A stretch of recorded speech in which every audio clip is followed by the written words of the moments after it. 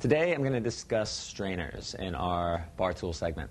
Now there's two primary types of strainers you're going to see behind a bar. You're going to have your Hawthorne strainer, which has a coil around it like that. And you're going to see your julep strainer, which is going to look like a spoon, a larger spoon, with holes throughout it. Now each of these are to be used for different containers. Your Hawthorne strainer, which is probably the most common, most people are familiar with, goes over your mixing tin. It goes over just like that. Creates a nice seal, so that way when you pour, the ice doesn't come out and you pour your ingredients directly into your glass. The julep strainer, on the other hand, goes strictly over your mixing glass, like such.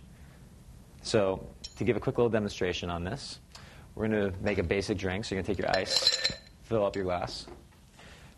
We're going to start with our liquor, our base liquor. We're using a vodka here. From that point, we're going to add our modifying agent. We're just using cranberry. You want to get your glassware ready in this case. I don't seem to have a glassware that I'm looking for, so we're just going to use this. Mix your ingredients. Give your tin a slight tap. Pour your ingredients into the tin. Take your strainer, place it over the top, and pour directly into your glassware.